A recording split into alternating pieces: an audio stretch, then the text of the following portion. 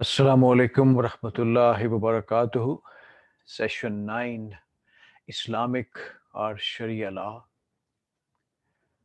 Injunctions, Family Life, Relations between Husband and Wife. Alhamdulillah, wassalatu wassalamu ala Rasulullah, amma ba'd. A'udhu billahi minash shaitanir rajim. Bismillahir Rahmanir Rahim. Number 1, Nikah, marriage contract. Nikah is a mutual contract between a man and a woman. It appears in Surah An-Nisa as said in Ayah 4-21.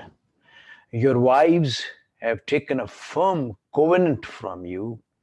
By virtue of this contract, a man and a woman pledge to accept the rights and obligations laid down by the Qur'an in respect of their being husband and wife in order to lead a life of companionship. 2. Age for Nikah. According to the Holy Qur'an, the age for Nikah is the age of puberty. The Quran has specifically mentioned, as said in Ayah 4-6, you should, as their guardians, keep monitoring the orphans till they reach the age of Nikah. However, the Quran has not determined as to what can be the age of puberty, besides other factors, as it differs in different climatic conditions. At yet another place, it is stated as age of adolescence, as said in Ayah 6-153 and 17-34, until they reach the age of adolescence. What this age is has been explained by Quran at another place while pointing towards different stages of human life. It is said in Ayah 40-67, then he brings you forth as an infant, then lets you reach the age of adolescence, then lets you become old. Keeping the above verses in view, the matter becomes quite clear. In Surah An-Nisa, Ayah 4-6 was said, that is, till they reach the age of Nikah, that is, adolescence. And in Surah An'am has been said in Ayah 6-153, till they reach the age of adolescence. And in Ayah 40-67, this age has been interpreted as an age, as said in 6-153, between childhood and old age, that is the adolescence. It thus becomes evident that according to Quran, the age of Nikah is the age of puberty, that is adolescence. Thus, the Quran has laid down the age of marriage as the age of puberty, both for the boy and the girl. Therefore, the question of marriages of immature people before they reach adolescence does not arise. It is up to the Islamic government to determine this age according to its environmental circumstances. 3. Mutual consent. Just as the age of puberty of both boy and girl is essential for the contract of marriage, likewise, their mutual consent is also mandatory. Without it, the contract of marriage cannot take place. About men, it is said in Ayah 4-13, marry the woman of your liking. About women, it is said in Ayah 4-19, it is not lawful for you to bring women into your wedlock forcibly without their consent. Since the nikah cannot be solemnized in childhood, the question of appointing a guardian does not arise. However, if the woman so desires, she can appoint an attorney in order to settle affairs on her behalf.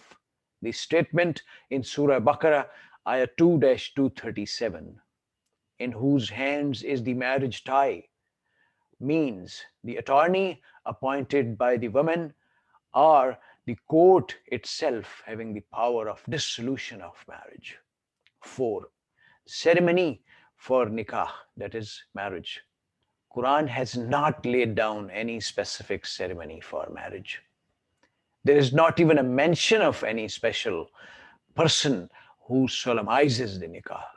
Since this is a contract, whatever laws are laid down by the government for the ratification of contracts, this contract should also be ratified, that is, confirmed according to the prevalent laws.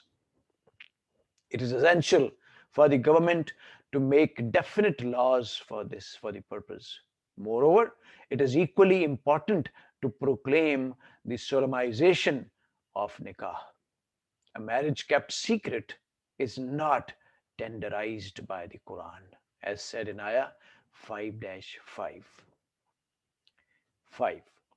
Forbidden for marriage. Muharramat. The Holy Quran has declared a detail those men and women who cannot marry each other.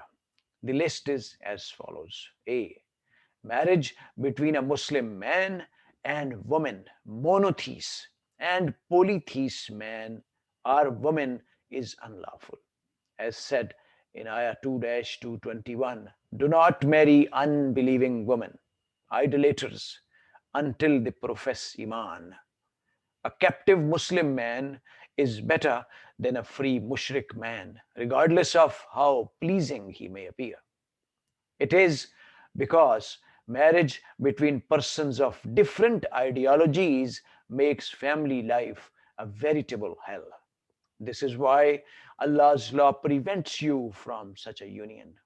On the other hand, marriage between spouses with a similar ideology creates a paradisiacal family life. Divine law wants to bestow on you the contentments of paradisiac life and protects you from various pitfalls. Allah explains to mankind His laws clearly so that they may see the truth laid open before them.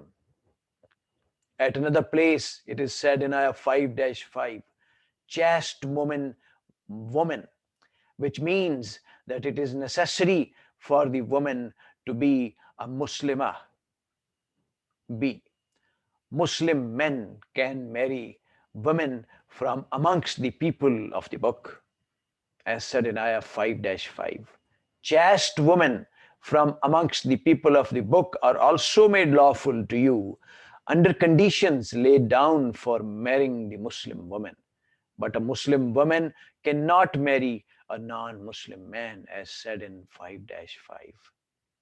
It clarifies the issue that Muslim men can marry women from the people of the book, but Muslim women cannot marry their men. It therefore implies that 1. Muslim men can marry Muslim women and women from people of the book, and 2. Muslim women can marry only Muslim men. Remember that marriage between a Muslim man and a woman from the people of the book is only permitted. It is not an injunction. An Islamic state can suspend this permission for a period for the sake of social exigencies of those pertaining to deen. However, it cannot repeal this injunction. It can only suspend it for a period. For example, the prohibition of selling meat for 2 days every week, as it is practiced in Pakistan also these days. Para C. According to verses 4-20 to 24, the following women are declared unlawful for marriage with Muslim men: mothers, real or foster, those who have suckled you, daughters, sisters, father's sisters, mother's sisters, brothers' daughters, sisters' daughters, women who have suckled you, and girls with whom you have shared the suck, your foster sisters, your wives' mothers, your stepdaughters under your guardianship, born of your wives to whom you have gone in, no prohibition if you have not gone in. Those who have been wives of your sons proceeding from your loins, and two sisters in wedlock at one and the same times, except for what is past. For Allah's oft forgiving, most merciful. The word Mohsina means pious and chaste woman. It also means married woman.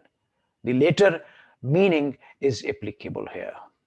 The Holy Quraan has not given the details of breastfeeding itself, that is, as to how the condition of suckling is fulfilled.